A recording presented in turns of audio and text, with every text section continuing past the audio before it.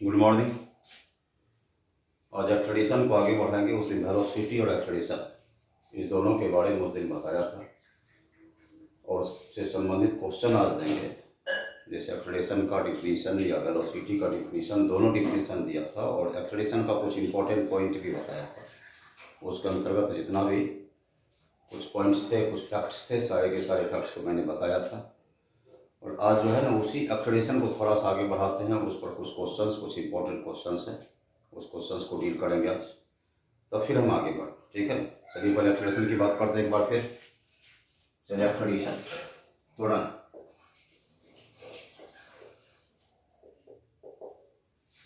Acceleration सीधा हमारा है क्या होता है, rate of change of velocity of a body, वस्तु के वेग में परिवर्तन की दर। सीधा हमारा क्या है, या फिर सीधा लिख देंगे हम लोग rate of change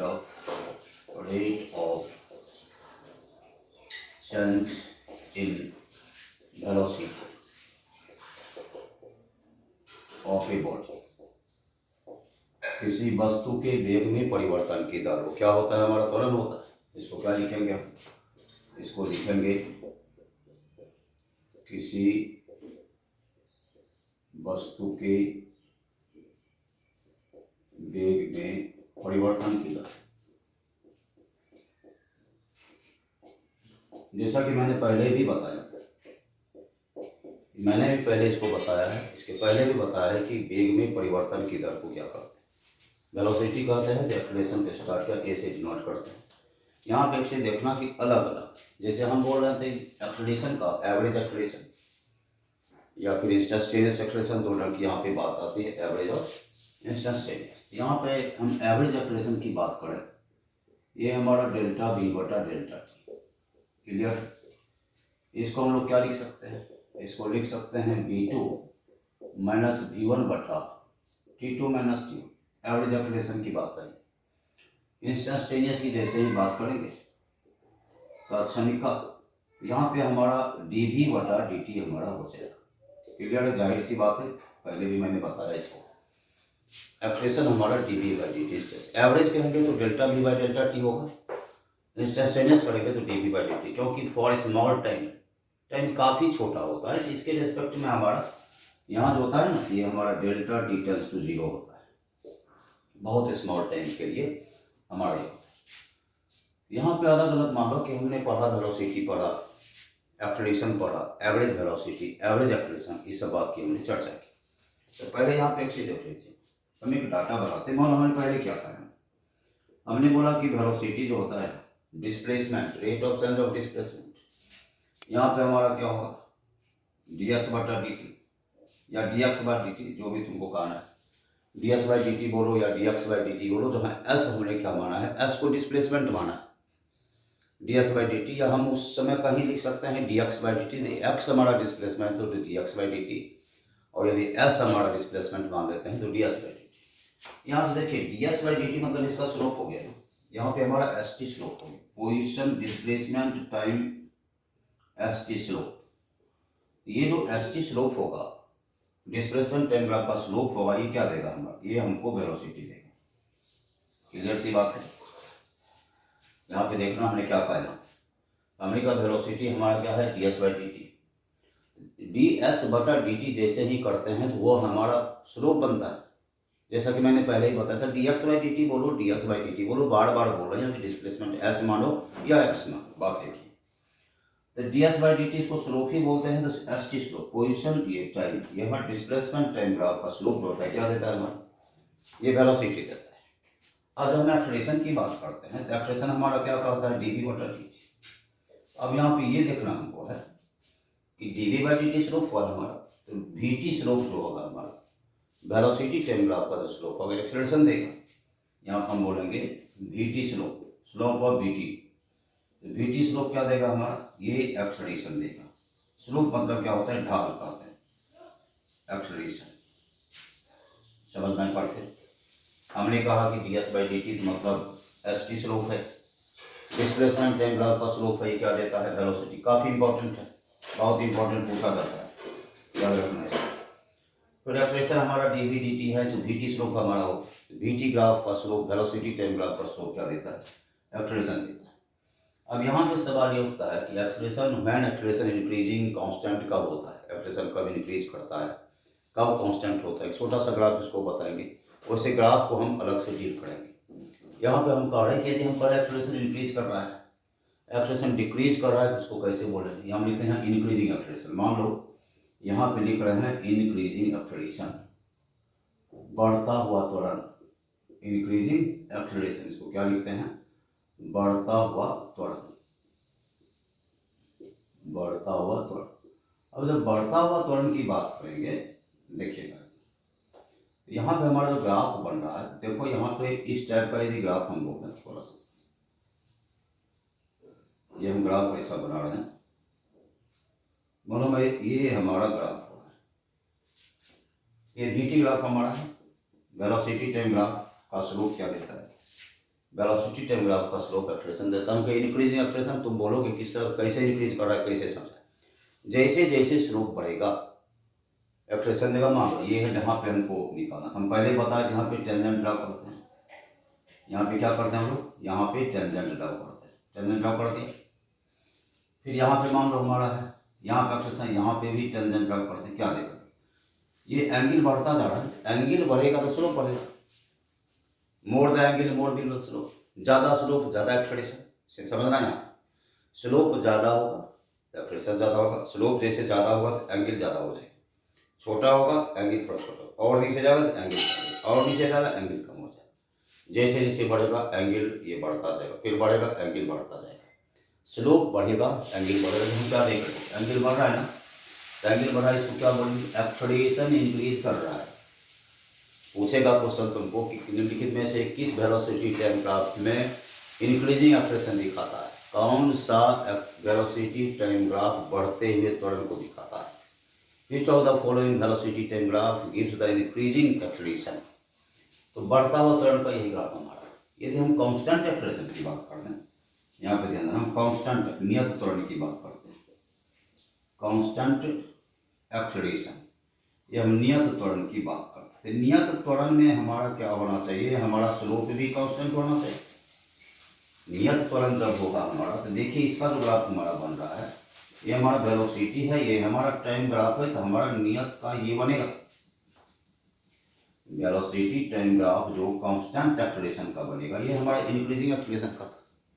increasing acceleration जब भी होगा तो स्लोप बढ़ता हो जाएगा, और इसमें स्लोप कांस्टेंट होगा। कहीं पे निकाल लो तुम, देखो यहाँ निकालो, सेम देख रहे हो, यहाँ स्लोप निकालो सेम, यहाँ स्लोप निकालो सेम, क्या देख रहा है, हर जगह हमारा क्या है, एंगल सेम देख रहे हो, पैरेलल आ रहा है तो कॉरस्पॉन्डिंग एंगल संगत कोण बराबर होते हैं, पता है तुमको। इस यहाँ देखिए ये सारे के सारे एंगल बराबर, जब सारे एंगल बराबर तो स्लोप बराबर, जब स्लोप बराबर, जब slope same, acceleration same. Acceleration same का क्या मतलब है, कांस्टेंट एक्सलेशन, समझ में आया। ये हमारा क्या है, ये कैसा ग्राफ है ये इंक्रीजिंग एक्सलेशन का ग्राफ है, और ये कौन सा ग्राफ है, ये कांस्टेंट एक्सलेशन का ग्राफ।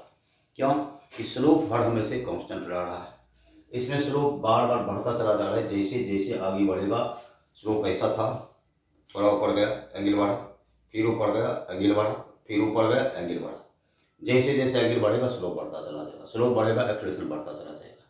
यहाँ क्या एक जैसा है, सेम ऐसा है तो इसी टाइप से यहाँ पे खींचा, यहाँ पे हर जगह स्लोप जब बनाते हैं ना, तो हर जगह स्लोप कांस्टेंट होता है, एंगल कांस्टेंट होता है। जब एंगल कांस्टेंट होगा तो हमारा एक्सलेशन भी कांस्टेंट होगा।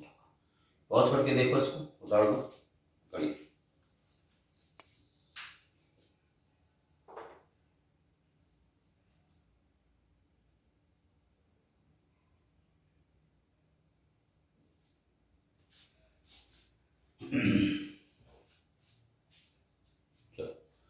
नेक्स्ट इसी में हम अगला क्वेश्चन देख रहे हैं।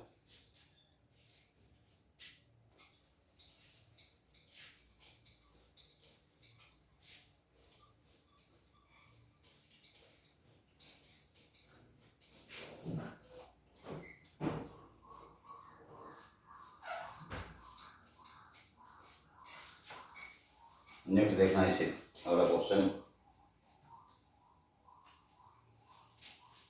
गिवन क्वेश्चन यहाँ पे हमारा गिवन दिया हुआ है v बराबर 2t² माइनस 4t। फाइंड पहला एक्सप्रेशन एफ टी बराबर 3 सेकंड, दूसरा एवरेज एक्सप्रेशन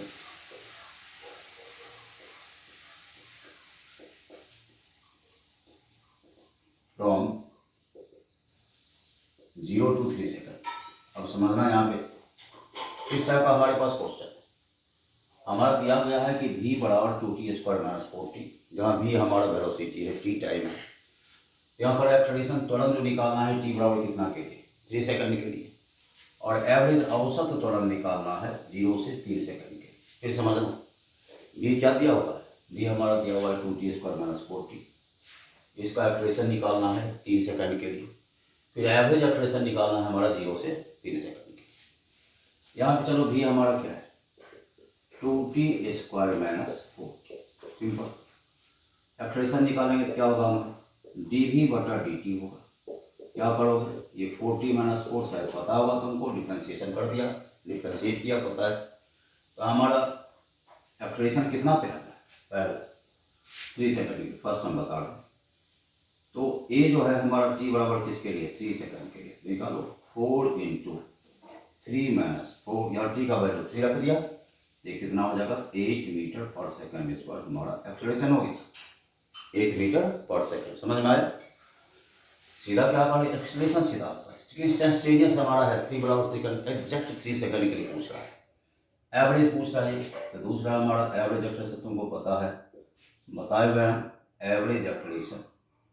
तो क्या होगा, ये v2 माइनस v1 बटा t2 माइनस t1, ये हमारा एवरेज का फॉर्मूला है, डेल्टा v बटा डेल्टा टी। इससे ठीक पहले मैंने बताया।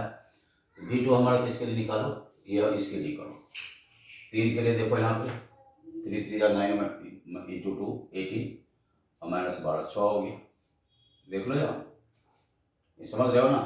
देखो यहाँ पे करो तुम, ये जगह पर रख करते हैं v किसके लिए, v तुम एवरेज के लिए है ना, 0 से 3, यहाँ 3 लिख दो, यहाँ 3 लिख दो, यहाँ पे 0 लिख दो, क्योंकि 3 सेकंड और 0 सेकंड भी 3 लिखो यहाँ। तो 3 लिखोगे तो 2t² माइनस 4t करोगे, ये होगा 2 गुना ये 3² माइनस 0, तो 18 हो जाएगा। समझ रहे हो। और फिर यहाँ पे हमारा v0 करेंगे तो v क्या 0 सेकंड, यहाँ पे 0 तो ये 0 हो जाएगा। ये क्या हो जाएगा हमारा 18 माइनस 0 बटा 3 माइनस 0, 18 बटा 3 करोगे कितना हो जाएगा 6 मीटर पर सेकंड स्क्वायर। समझा। कहाँ से 0 से 3 सेकंड के लिए हमको एवरेज एक्सलेरेशन निकालना है। क्या होता है v3 के लिए v0 0 सेकंड में वेलोसिटी, और फिर हमारा t2 मतलब क्या, ये t3 ये क्या t0। तो t3 क्या तीसरा सेकंड में, 3 सेकंड में, तो 3 में यहाँ पे देखना ये सीधा t3 3 है और ये 0 देखना v3 तो 3 मान दो, 3 3 9 × 2 18 होगा, यहाँ 0 दे दो, क्लियर। 3 है ना भाई, 1 मिनट रुक जाओ, इसमें तुमको गड़बड़ हो गया, 4 गुना 3 करो, चलो गड़बड़ हो गया यहाँ, क्योंकि t हम v3 के लिए निकालना है। ये कितना होगा 18 माइनस 12 कितना होगा 6 हो गया। यहाँ पे क्या डालोगे, यहाँ पे डालेंगे 6 माइनस 0 बटा 3 माइनस 0 होगा 6/3, ये कितना होगा 2 मीटर पर सेकंड। एक बार फिर देखो v3 तो 3 रखो, यहाँ पे 3 रखो, तो 3 रखा तो 3² यहाँ 3 रखा, 18 माइनस 12 6 आ गया। v0 रखो, यहाँ 0 रखो, ये भी 0 ये भी 0 सेकंड के लिए वेलोसिटी, यहाँ 0 हो गया, या 6 माइनस 0 बटा 3 2 मीटर पर सेकंड स्क्वायर हमारा एवरेज एक्सलेरेशन हुआ। और हमारा 3 सेकंड का एक्सलेरेशन 8 मीटर पर सेकंड स्क्वायर। नोट करो इसको, देख लो, नोट करो।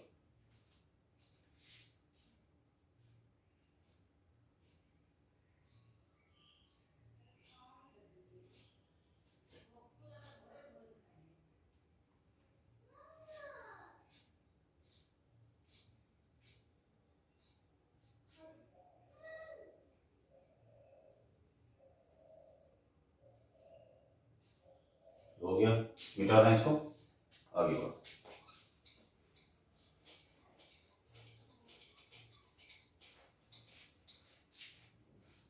फिर क्वेश्चन लिखते हैं, देखो यहाँ दिया हुआ क्वेश्चन गिवन ऐसे बड़ा T Q minus 60 square, find expression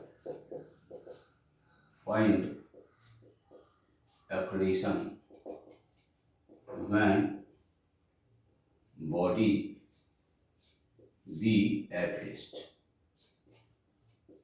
त्वरण निकालो तो बॉडी किसमें है, विराम अवस्था में।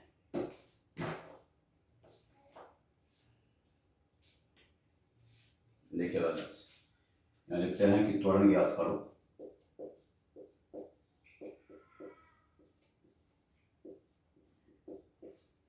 जब वस्तु विराम में, विराम मतलब विराम अवस्था में। क्वेश्चन समझो पहले, विराम मतलब उसका वेलोसिटी कितना है, 0 है। विराम मतलब वेलोसिटी कितना है, 0 है। पहले ये देख लो, यहाँ एस हमारा कितना दिया हुआ है। पहले इस मेजरमेंट को देखेंगे कि हम ये बनाएंगे कैसे। तो विराम में है, पहले वेलोसिटी 0 दिखा देंगे, फिर एक्सेलरेशन निकाल लेंगे हम, ठीक है। तो यहाँ पे देखो v निकालो तो क्या होगा हमारा, ds/dt होगा। ये क्या करोगे, 3t² माइनस 12t करो, ठीक है। यहाँ पे कह रहा है हमारा कि त्वरण ज्ञात करो, एक्सेलरेशन निकालो, जो बॉडी किसमें है, रेस्ट में है। तो रेस्ट पे मतलब v कितना हमारा है, 0 है।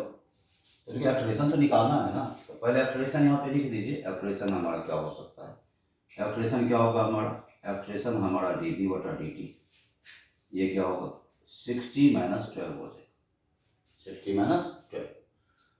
तो जब बॉडी रेस्ट में है तब एक्सेलरेशन क्या होगा, यहाँ पे देखिए वेलोसिटी 0 है, यहाँ वेलोसिटी ये निकला है, यहाँ होगा 3t² माइनस 12t बराबर क्या, 0। 3t² क्या 12t, t बराबर क्या 4, t कितना हो जाएगा हमारा 4। अब यहाँ पे कहा है कि 4 सेकंड में बॉडी रेस्ट में है, तो 4 सेकंड में एक्सेलरेशन कितना होगा ये देख रहा है। यहाँ पे वैल्यू रख दो, यहाँ पे रख दो कि 6 × 4 माइनस 12 कर 24 माइनस 12 होगा, कितना हो जाएगा 12 मीटर पर सेकंड स्क्वायर, इसका आंसर हो जाएगा। फिर समझना क्वेश्चन को, क्वेश्चन क्या है हमारा दिया गया है कि डिस्प्लेसमेंट बॉडी का t³ माइनस 60² है। तो कह रहा है एक्सेलरेशन निकालो बॉडी का जब बॉडी रेस्ट में, ये क्वेश्चन हमारा है। तो रेस्ट में मतलब वेलोसिटी क्या है उसका, 0 है। पहले वेलोसिटी निकालना है, वेलोसिटी निकाल लेते हैं। ऐसा हमारा t³ माइनस 60², तो v ds/dt करो तो 3t² माइनस 12t हो जाएगा। यहाँ चलो a dv/dt, तो ये निकाल लिया 60 माइनस 12, क्लियर। अब बॉडी रेस्ट में है, एक्सेलरेशन निकालना है। तो बॉडी रेस्ट में कब है ये देखना पड़ेगा, क्योंकि t का टर्म आ रहा है। तो बॉडी रेस्ट में किस समय, तो देखना पड़ेगा। तो बॉडी यहाँ v है, तो v का वैल्यू निकला है 3t² minus 12t, 3t² plus 12t है, तो t का मान रख दो, यहाँ पे t निकाल लो, ये निकाल दो। तो यहाँ पे t बराबर कितना आया हमारा, 4 आ गया। तो 4 आ गया तो यहाँ पे 4 रख दो। तो 6 × 4 माइनस 12 करो, 12 मीटर पर सेकंड स्क्वायर। जिस समय बॉडी रेस्ट में है, जिस रेस्ट में आई थी, तो उसमें एक्सेलरेशन कितना था, 12 मीटर पर सेकंड। नोट कीजिए इसको, नोट करो।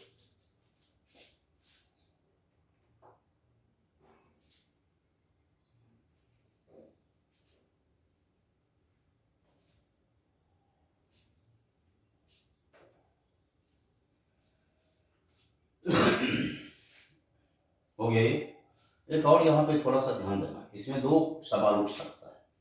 सवाल ये उठेगा यहाँ पे कि सर क्या इसका ऐसा आंसर दिया हो, बॉडी रेस्ट में कितने समय में, t बराबर 0 पे भी रेस्ट में है, दोनों उसका हो सकता है, t बराबर 0 के लिए भी और t बराबर 4 के लिए। वो कैसे आप बोल रहे हैं इसको ध्यान से देखना। देखो एक तो डायरेक्ट हमारा ये भी हो सकता है कि डायरेक्ट आंसर दिया होगा कि 12 भी हमारा आ गया, लेकिन एक कंडीशन और हमारा बनता है कि इसको जब हम सॉल्व करेंगे ना, ध्यान देना, ये सॉल्व हम करेंगे तो 3t² माइनस 12t कितना है, 0। 3t को मान लो यहाँ t माइनस 4 कितना होगा, 0। तो t बराबर 0 होगा और 4 हुआ, 2 आंसर आ गया हमारा, t बराबर 0 और 4। एक्सेलरेशन दोनों कंडीशन में एक्सप्रेशन आएगा ना, टी बराबर 0 पर भी बॉडी हमारे रेस्ट में को कैसे टी बराबर 0 रख के देखो बॉडी रेस्ट में आ जाएगा। ध्यान देना है, बहुत ही क्लासिकल पॉइंट है हमारा। यहाँ पे कभी कभी कन्फ्यूजन हो सकता है, डायरेक्ट यदि आंसर सही है, कभी ट्विस्ट आंसर कर जाए, वहाँ पे हम क्या करेंगे, क्योंकि टी का मान तो दोनों आ रहा है हमारा, 0 भी आ रहा है और 4 भी आ रहा है, देखो करके दोनों आ रहा है, तो टी का मान 0 देके देखो, 0 देके देखो, तुम्हारा क्या होगा जी आ गया। 4 देके देखो, ये भी हमारा 0 होता है, देखो ना 48 आया, यहाँ भी 0, तो बोलोगे क्या सर इसका आंसर 2 होगा? हाँ हो सकता है, वैसा भी कंडीशन है। यहाँ 0 रख के देखो, 0 रख के देखो टी का वैल्यू, तो -12 आएगा। तो आंसर इसका ये भी हो सकता है कि -12 मीटर पर सेकंड स्क्वायर और 12 मीटर पर सेकंड स्क्वायर दोनों दिया हो, तो दोनों आंसर होगा, दोनों आंसर होगा, बोथ आंसर्स और वैलिड है। यहाँ दोनों आंसर वैलिड है। यदि ऐसा करने से तो डायरेक्ट दे दिया, ठीक है मार में निकल गया, लेकिन कभी ऐसा हो कि 12 मीटर पर सेकंड स्क्वायर -12 मीटर पर सेकंड स्क्वायर, कुछ ऐसी कहानी बन जाए, तब तो हमको दोनों देना पड़ेगा, क्योंकि हमारा 12 भी होगा। देखो 4 रखेंगे यहाँ पे वैल्यू, तो हमारा 12 आएगा, 0 वैल्यू रखेंगे टी का वैल्यू, तो हमारा -12 आएगा, तो हमारा 12 भी आंसर होगा और -12 आंसर।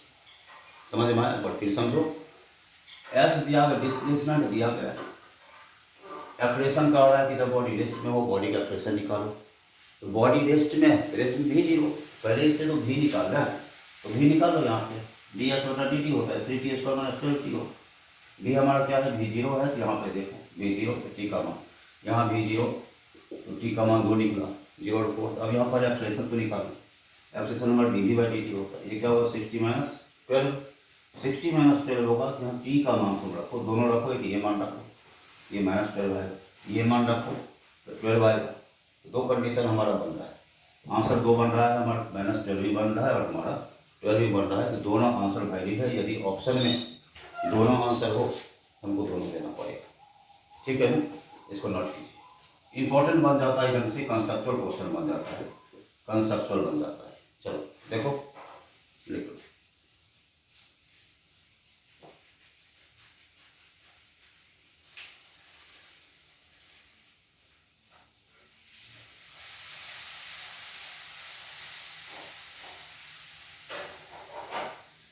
हो गया, मिटा दें इसको। नेक्स्ट क्वेश्चन,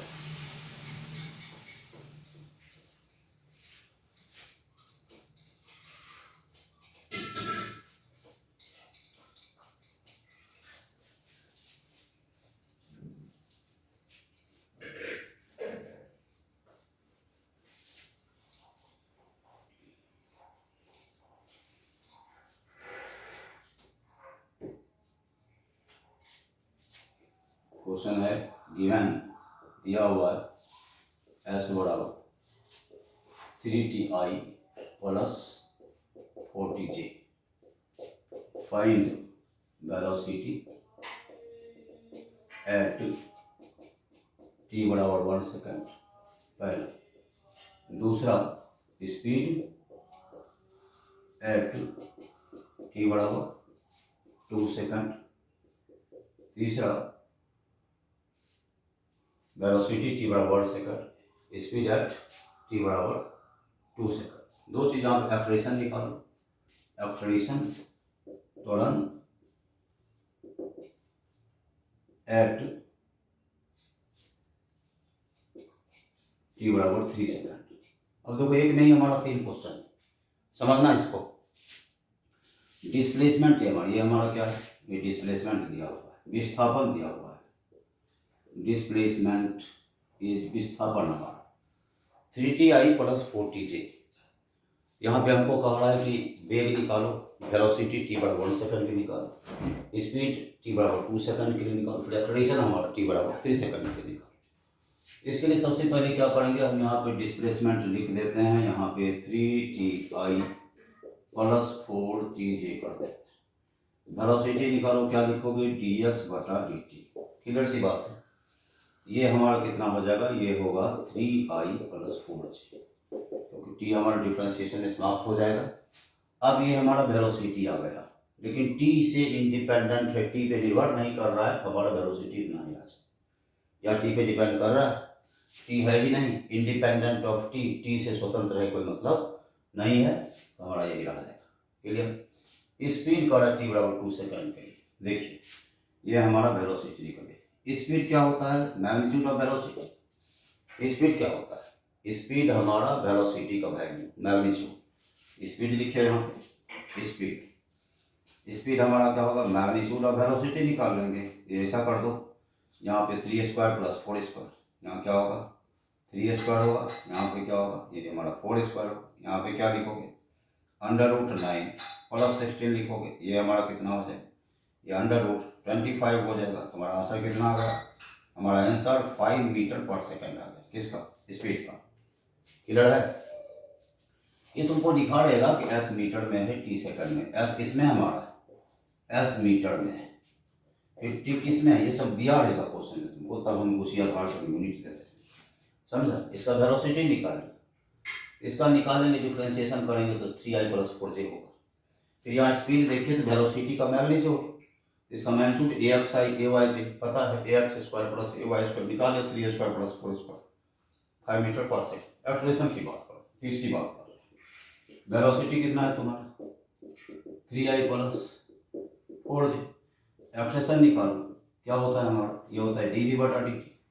इंडिपेंडेंट है तो 0 हो जाए। याद रखना सारे के सारे क्वांटिटी जो है सब टी से स्वतंत्र है, टी से कुछ लेना देना नहीं है, यही हमारा हो जाएगा। फिर देखो हमारा ये दिया हुआ था 3ti + 4tj, वेलोसिटी निकाल दिया 3i + 4j, स्पीड निकाला, मैग्नीट्यूड दे दिया उसको x² ay² 5 मीटर पर सेकंड। एक्सलेशन चूंकि टी से स्वतंत्र है क्या हो जाएगा 0 हो जाएगा। एक्सलेशन 0 हुआ, स्पीड 5 मीटर पर सेकंड हुआ, वेलोसिटी 3i + 4j। देख लो इसको आराम से। ये भाई अब यहाँ s बराबर t² प्लस आई, ये गिवन हमारा है, ये गिवन है s बराबर क्या है t² + 3t - 1j, find velocity and speed at t बराबर 1 सेकंड। ये क्वेश्चन हमारा है। यहाँ पे एक देखो ये x एक्सिस का, ये किसका y का, ये sx है और ये क्या है हमारा sy। sx क्या है हमारा t², तो vx निकाल लो, ये क्या होगा ds/dt, ये क्या होगा 2ti। क्लियर है? यहाँ पे देखो sy हमारा sy कितना है 3t - 1। पहले एक काम करो, डायरेक्ट आप ऐसा कीजिए sx का पहले इसी ढंग से लिखो, पहले हम वेक्टर एनालिसिस में नहीं जा रहे हैं, डायरेक्ट जा 3t - 1 हमारा है, तो vy करो, vy क्या होगा ds/dt करो, ये कितना हो जाएगा हमारा ये 3 हो जाएगा। क्लियर? अब यदि हम वेलोसिटी निकालते हैं, अब वेलोसिटी हमारा क्या होगा ये vxi + vyj, ये x एक्सिस का है, y एक्सिस का है, क्या लिख सकते हैं 2ti + 3j लिख देंगे, 2ti + 3j। तो t कितना हमारा 1 है, यहाँ वेलोसिटी तुम क्या निकालो, तो ये t बराबर 1 के लिए 1 सेकेंड, यहाँ पे 1 दो 2 × 1 क्या होगा 2i हो जाएगा + 3j होगा। क्लियर? वेलोसिटी निकाल तो फिर देखा दो, ये दिया हुआ है t² + 3t - 1j, 1 हमारा है। तो कह रहा है कि वेलोसिटी और स्पीड t बराबर 1 सेकंड के निकालो। यहाँ पे ये sx है, ये sy है, x एक्सिस के y एक्सिस के देखो यहाँ पे ये हमारा हो जाएगा 2t, ये हमारा sy 3t - 1 देख लो, डिफरेंशिएशन करेंगे 3 आएगा। तो टोटल x एक्सिस का y एक्सिस का axi + ayj वेक्टर में पड़ा था 2ti + 3j। ठीक है, यहाँ पे t नहीं है तो 2i + 3j, इसके लिए t बराबर 1 सेकंड के लिए पूछा है, 1 सेकंड के लिए तो 1 का वैल्यू डाल दो यहाँ पे, तो 2i + 3j पहला निकला। फर्स्ट नंबर वेलोसिटी निकला, यह है क्या हमारा वेलोसिटी। स्पीड की बात आएगी, स्पीड जान रहे हो, स्पीड क्या होगा मैग्नीट्यूड ऑफ वेलोसिटी होता है। स्पीड बराबर क्या होगा मैग्नीट्यूड ऑफ वेलोसिटी, लिख दो इसको, ये क्या होगा ax² + ay², यहाँ क्या लिखोगे 2² + 3² लिखो, यहाँ पे चलो ये 4 + 9, ये कितना √13 मीटर पर सेकंड हमारा, ये हमारी स्पीड होगी। ये हमारा क्या है, ये हमारा वेलोसिटी था और ये हमारा स्पीड। क्लियर है? चलो एक्सलेशन की भी बात करते हैं, एक्सलेशन 2i + 3j होगा। ठीक है, चलो ये 2t है, वेलोसिटी हमारा यहाँ पे g का वैल्यू रख दिया था, समझो एक बार, ये x के लिए t², 2t हो गया, इसका निकालो 3 आ गया, 2t आई प्लस 3j, इसको t बराबर 1 सेकंड के लिए यहाँ पर वैल्यू दे दो 2 × 1, तो 2i प्लस 3j, वेलोसिटी निकला ये हमारा, स्पीड निकलेगा ax² ay² √13 हमारा, ठीक है। नोट करो इसको पॉज करके। देखो ये क्वेश्चन याद है हमारा, ये क्वेश्चन क्या है, दिया हुआ है कि एस हमारा अपना डिस्प्लेसमेंट, ये क्या है हमारा डिस्प्लेसमेंट, ये डिस्प्लेसमेंट विस्थापन, ये दिया हुआ है। फाइंड टाइम, समय निकालो जब वेलोसिटी निगेटिव हो, समझना यहाँ पे हमको दिया हुआ है एस बराबर T Q minus 60² plus 9t, यहाँ पे कह रहा है वह समय निकालो जब वेलोसिटी क्या है निगेटिव। निगेटिव वेलोसिटी होने के लिए for negative velocity v should be less than 0। Negatively क्या होना चाहिए, v 0 से छोटा होना चाहिए। पहले v निकालते हैं यहाँ पे, तब आगे कहानी बढ़ाएंगे। s बराबर क्या है हमारा T Q minus 60² plus 9t, तुम वेलोसिटी निकालो, क्या होगा ds/dt, ये क्या हो जाएगा, ये हमारा 3t² माइनस 12t प्लस, ध्यान देना हमने कहा कि पहले कहा है कि वह समय निकालो जब वेलोसिटी क्या है निगेटिव है। तो वेलोसिटी निगेटिव के लिए क्या चाहिए, v लेस देन 0 चाहिए, पहले v निकाल लेते हैं। अकॉर्डिंग टू क्वेश्चन हमारा क्या है कि निगेटिव होना चाहिए, तो यहाँ पे डाल दीजिए, यहाँ पे क्या लिखेंगे, यहाँ लिखेंगे 3t² माइनस 12t प्लस 9, यह क्या होना चाहिए 0 से छोटा होना चाहिए। यहाँ पे कम और कर दो, कॉमन ले लो, t² माइनस 12t प्लस 3, ये क्या हो जाएगा, ये लेस देन 0, यहाँ पे चलो ये t² minus 12t plus 3 less than 0, फिर चलो ये t² तो निकालो, क्या हो सकता है t माइनस 3 t माइनस 4 हो रहा है, देखो क्या हो रहा है t minus 3 t minus 4, t² minus 12, इसको निकाल लो, इसका क्या आएगा देख लो, t माइनस 3 t माइनस 1 आएगा, यहाँ क्या आएगा t माइनस 3 आएगा, ये 4 आ रहा है ना, ये 4 आ रहा है, ये हमारा 4 आ रहा है, ठीक है। ये आ जाएगा हमारा t minus 1 t minus 3 less than कितना 0। अब तुमको ये देखना, ये हमारा कंडीशन आ रहा है t² माइनस 4t प्लस 3 है ना, देखो 314 प्लस 3, ठीक है। अब हमारा निगेटिव तुम t बराबर 1 रखो, 0 के लिए तो t लेस देन 1 चाहिए ना, 0 से t लेस देन 1 करो, 0 माइनस 1 ये लेस देन 1, या इसके लिए लेस देन 3 करो, तो दोनों निगेटिव आ जाए, t less than 1 t less than 3 करो, यहाँ देखो लेस देन 1 माइनस आया, लेस देन 3 आया, तो माइनस माइनस माइनस प्लस नहीं हुआ, मोर देन करो, t ज़्यादा कर दो, एक ज़्यादा करो एक कम करो, देखो ज़्यादा करो तो 2 माइनस 1 4 माइनस 3 दोनों पॉजिटिव आ।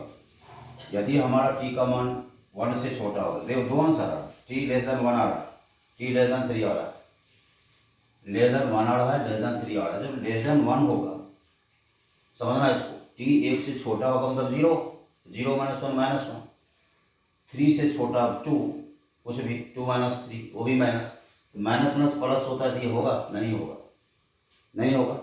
एक बार फिर सीखो, t लेस देन 1 जिसका वैल्यू जा रहा है, t छोटा हो रहा है और छोटा हो रहा है 3 से, 1 से छोटा 0 माइनस 1 माइनस 1, 3 से छोटा 2 माइनस 3 माइनस 1, माइनस माइनस क्या होता है प्लस होता है, तो प्लस हो गया तो ये तो 0 से छोटा नहीं रहा, बड़ा होगा।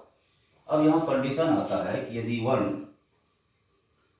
t लेस देन, एक मिनट, एक कंडीशन हमारा ऐसा आ रहा है। अब देखो इसको क्या कर रहे हैं हम लोग, अब हमारा कौन सा ऐसा वैल्यू आएगा जो कि हमारा इसको निगेटिव कर देगा। ऐसा कर दें कि 1 less than t less than 3 कर दें, ऐसा कंडीशन कर दें कि t का मान 1 और 3 के बीच हो जाए, 1 और 3 के बीच, 1 और 3 के बीच तो 1 से ज़्यादा तो 2 होगा, 2 माइनस 1 क्या होगा 1 होगा, फिर 3 के बीच फिर 2 माइनस 3 माइनस 1 होगा, तो ये प्लस माइनस माइनस हो गया क्या, तो हमारा क्या वेलोसिटी निगेटिव आ गया। फिर से सीखो, यही आंसर होगा कि t का मान 2 हो सकता है, 2.5 2.6 1.5 भी हो सकता है। यहाँ पे देखो टी का मान तुम 1 और 3 के बीच दो, मानो 2 रख दिया, 2 में 1 दिया, 1 हुआ। और फिर यहाँ पे फिर 2.5 दे दो, 2.5 माइनस 3, तो माइनस में आ गया वैल्यू, ये प्लस है और ये माइनस है, प्लस माइनस का माइनस, माइनस तो लेस देन 0 ना, तो टी का मान कहाँ से कहाँ के बीच होगा, 1 और 3 के बीच होगा। आंसर ये होगा 1 और 3 के बीच, या उसके बीच कुछ भी वैल्यू अप्रोक्सीमेट दे दे, लगभग वैल्यू दे तो उसमें टिक मार के लोग निकल जाए। फिर चलो, ये तुम्हारा क्वेश्चन दिया हुआ है, कहा वह समय निकालो जब भी क्या है निगेटिव है। पहले भी निकाल लेते हैं, तो भी निकाल लिया। निगेटिव के लिए भी क्या होगा, पढ़ा है कि निगेटिव वैल्यू के लिए क्या होगा, भी 0 से छोटा होगा। भी का मान रखो 3t² - 12t + 9 less than 0, common ले लो 3t² - 12 4t + 3 0, ये आएगा। इसका फैक्टराइज करो, गुणनखंड करो इसका, तो t - 1 t - 3। अब ध्यान रखो t का 2 वैल्यू है, या तो 1 से छोटा हो रहा है या 3 से छोटा है। 1 से छोटा रखो 0 - 1, 3 से छोटा रखो 2 - 3, माइनस प्लस हो गया तो 0 से छोटा नहीं रहा, गड़बड़ होगी। अब यहाँ पे एक ऐसा आ सकता है कि यदि एक छोटा हो एक बड़ा हो, इस कंडीशन में आएगा, तो इसका मतलब t का मान हमारा 1 और 3 के क्या होगा, बीच में कहीं होगा, 1 और 3 के बीच। ये देखो t का 2 रखते हैं, 1 और 3 के बीच है, तो मान लो 2 रखा है तो 2 - 1 1 होगा। 3 के बीच है, यहाँ भी 2 ही रख लो या फिर 2.5 रखो माइनस, ये प्लस आ रहा है ये माइनस आ रहा है, प्लस माइनस क्या होता है, माइनस होता है, तो माइनस होता है तो लेस देन 0 हो गया। यही कंडीशन हुआ कि टी का वैल्यू कहाँ से कहाँ तक वेरी करेगा, 1 और 3 के बीच। ये तुम्हारे क्वेश्चंस थे, क्लासिकल क्वेश्चन है, बहुत सारा क्वेश्चन ऐसा बना है जो कि एकदम कंसेप्ट क्लियर हो जाएगा यदि इसको पूरी तरह से हम बना लें। कुछ भी क्वेश्चन हमारा आता है हम लोग इजीली बना लेंगे। और आज इसको एक्सलेशन और वेलोसिटी से रिलेटेड क्वेश्चन मैंने डाला है। आगे बढ़ेंगे, मोशन इक्वेशन की तरफ जाएंगे और इसको पढ़ते हो, लगातार इसको देखते हो। फिर नेक्स्ट क्लास में हम आते हैं, अगला वीडियो देंगे, इसी कैनेमेटिक्स का ही देंगे, इसके आधार पर क्वेश्चंस देंगे। इंस्टेंटेनियस का पार्ट समाप्त है हमारा, एक्सप्रेशन का ही पार्ट समाप्त है, ग्राफ का हम स्पेशल उसकी चर्चा करेंगे। और आज के लिए इतना ही। Good day, all the best.